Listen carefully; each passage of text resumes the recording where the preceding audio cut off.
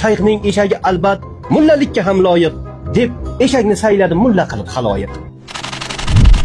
Eshak deb o'zini eshak deb o'ylagan ot uchyapti deb shu suhbatimizdan keyin post qo'yishingiz, orqasidan mashhur shayxning shogirdi eshak, o'rmonga borib mulla bo'ldi, kitob yuklatilgan eshak deyishingiz haqorat menimcha.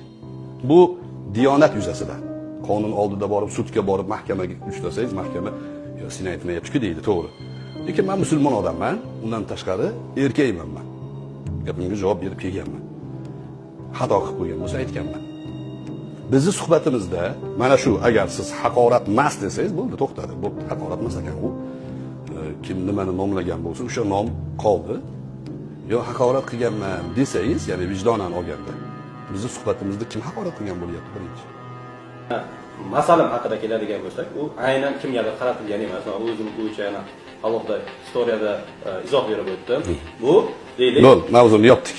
Bu siz o'zingizni oqlagan sari sizni ya'ni qiymatingiz bilinib boraveradi.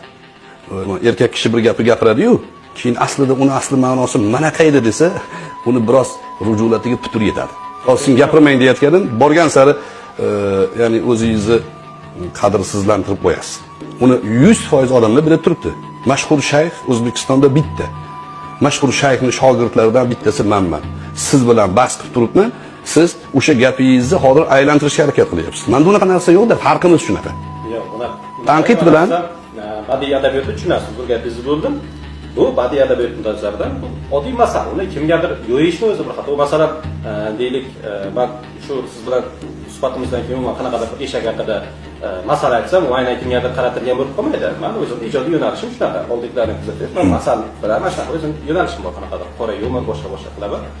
Men u bo'yicha boshdan ham shunaqa izoh berganman, hozir ham shunaqa deyapman. Agar men boshqa uni aynan kimgadir qaratilgan deb turib hozir siz oldingizga kelib, yo'q, unaqa emas desam, u paytda men ikki xil bo'ladi, u paytda men qadrimga yo'q, men tushunaman sizni. Hozir O'zbekiston qonunchiligida kimgadir atalganligi aniq bo'lib qolsa, u yerda siz yo ma'muriy yo jinoiy javobgarlikka tortilib ketasiz. Bu yerda biz yuridik tomondan aqlliman, men masala gapirdim deb chiqib ketish uchun gap bo'lyapti xolos. Biz siz bilan yuridik masalani gaplashmayapmiz. Biz erkakmiz. Yana qaytib aytyapman. Biz gapimizga javob berib kelganmiz.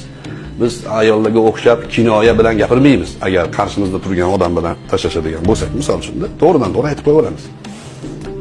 O'zi bir kishi meni eshak desa, u menga savobini beradi. Meni e'tiqodim bor. Qiyomatda so'raladi undan. Oxiratga iymoni bor odam bo'lsa, Alloh taolo uni turg'izib so'raydi. Men inson qilib yaratgan edim. Sen nimaga meni yaratganini eshak deyapsan deydi. Bu o'sha so'kilgan, haqorat qilingan odamga ajr. Men bundan hech qanaqa ya'ni xafa emasman, xafa bo'lmayman. Chunki eshak emasman-ki. Salomat bo'ling. Yaxshi yerda ko'rishaylik. Assalomu alaykum.